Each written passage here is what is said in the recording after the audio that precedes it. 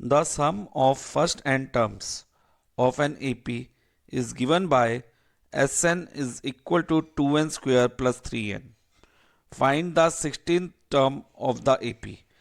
इस क्वेश्चन में हमें ये बताया गया है कि sum of n terms of AP एक एक्सप्रेशन से रिप्रेजेंट होता है और वो वाला एक्सप्रेशन क्या है बेटा, S n is equal to 2n² plus 3n, यानी कि सम ऑफ एन टर्म को रिप्रेजेंट कर रहा है। और हमें फाइंड क्या करना है बेटा, 16th term of AP. That mean we are required to find A16। Suppose हमारे पास कोई एपी होती है, इस फॉर्म में होती है like A2, A3, A4 and so on. तो ऐसे हमें A16 की वैल्यू निकालनी है। तो पहले हम बेटा एपी फॉर्म कर लेते हैं by finding first 3 term of the AP. Okay, तो कैसे फाइंड करेंगे ध्यान से समझना। फर्स्ट टर्म ऑफ एपी जो होती है ना बेटा, is always equal to sum of first term, यानी कि S1 के इक्वल होती है। S1 means sum of first term. अब मान लो अगर मुझे फर्स्ट टर्म का सम चाहिए, फर्स्ट टर्म का सम मीन्स ओनली वन टर्म, उसमें और कोई टर्म नहीं आ रही। मान लो फर्स्ट टर्म 8 है, अब 8 में हमने और कुछ ऐड नहीं करना, यानी कि 0 ऐड करना है, तो S1 हमारा क्या रहेगा, 8 ही रहेगा ना। सम ऑफ फर्स्ट टर्म 8 रहेगा। सो फर्स्ट टर्म हमेशा बेटा S1 के इक्वल होगी, ये याद रखना। अब सेकंड टर्म अगर मान लो हमें इसकी फाइंड करनी है तो हम कैसे करेंगे, इसके लिए आपको बेटा ये पता होना चाहिए, that mean A plus A2, A plus A2 किसके इक्वल होगा, S2 के, सम ऑफ फर्स्ट 2 टर्म। किसके इक्वल होगा, सम ऑफ फर्स्ट 2 टर्म के। और इसमें A किसके इक्वल है, S1 के। तो यानी कि S1 plus A2 is equal to क्या होगा, S2 होगा।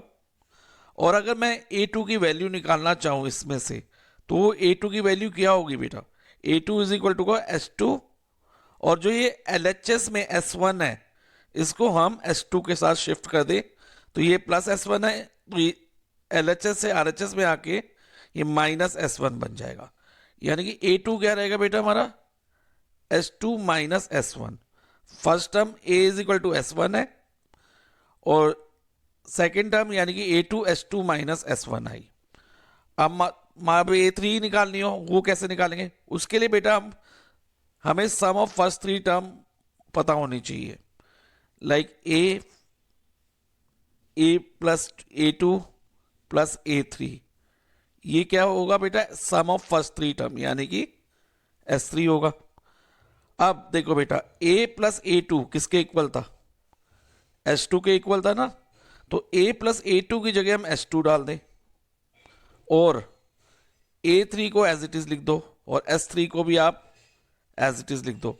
और अगर A3 की वैल्यू फाइंड करनी है हमें, तो क्या करना होगा, S3 में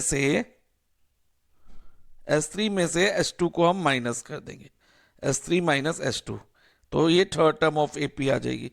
ऐसे ही बेटा अगर हमने A4 निकालना है, तो आप पैटर्न ऑब्जर्व करो, हम सम ऑफ, जैसे A3 निकालने के लिए sum of 3 term minus sum of 2 term की है, तो इसी तरह से अगर A4 निकालना है तो हम sum of 4 term minus sum of previous 3 terms कर देंगे, S4 माइनस S3।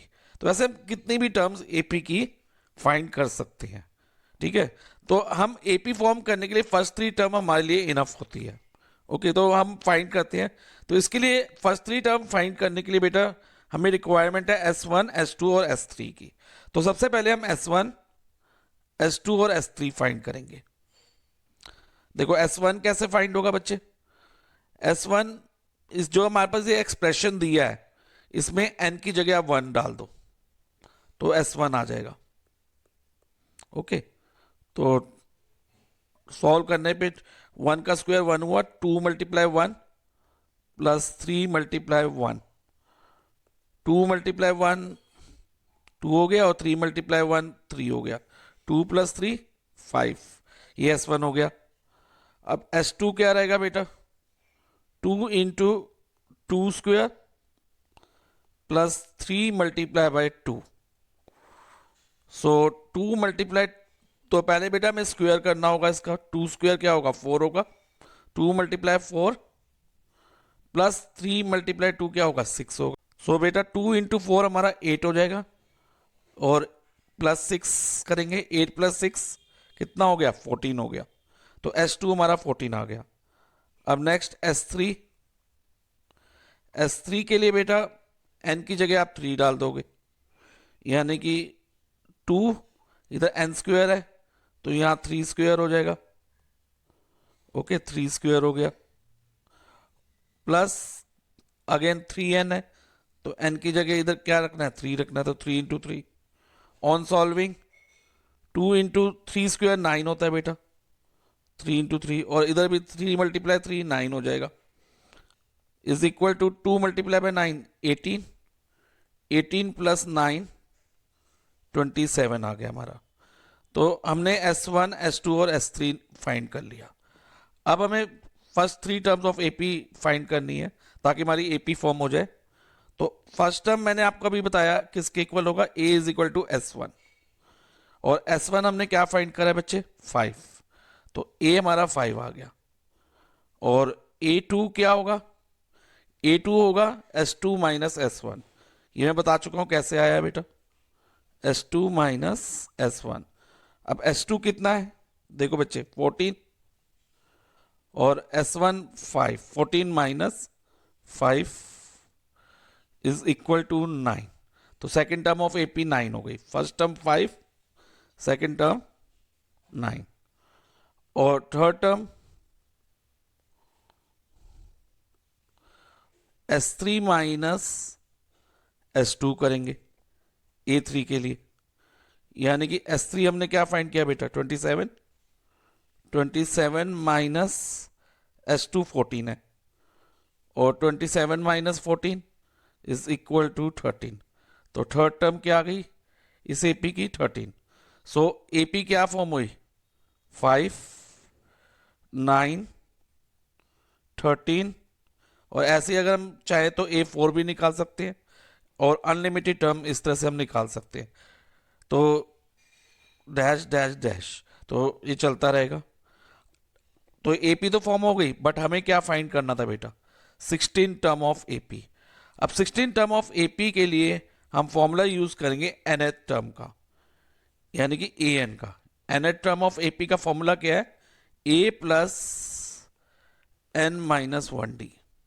ओके, अब इधर a क्या है, first term of AP which is 5, और d क्या है बेटा, d common difference.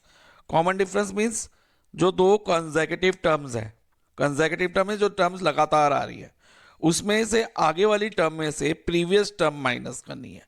Like 9 minus 5 करो, या फिर 13 माइनस 9 करो, तो कुछ भी करेंगे तो आंसर बेटा सेम आएगा। जैसे 9 माइनस 5 करते हैं तो कॉमन डिफरेंस हमारा 4 आ जाता है, और अगर आप 13 माइनस 9 करोगे तो भी 4 आएगा। यानी कि जो डिफरेंस होता है ना, कॉमन रहता है थ्रू आउट द एपी। पूरी एपी में जो दो टर्म के बीच का डिफरेंस होगा सेम रहेगा, यानी कि 4 रहेगा। अब हमें फाइनली क्या फाइंड करना है, 16 टर्म। तो A16 फाइंड करना है, तो इस फॉर्मूला में बेटा हम n की जगह 16 लिखेंगे, a यानी कि फर्स्ट टर्म ऑफ एपी की जगह 5, n माइनस 1 है यानी कि 16 minus 1 multiply by d, d यानी कि कॉमन डिफरेंस। तो कॉमन डिफरेंस क्या है बेटा, 4 है। अब सॉल्व करते हैं इसको, 5 plus 16 minus 1 is 15 multiply by 4। अब बेटा 5 plus 15 multiply by 4 is 60, and 5 plus 60 is 65। सो हमारा आंसर हुआ 16 टर्म ऑफ एपी इज 65।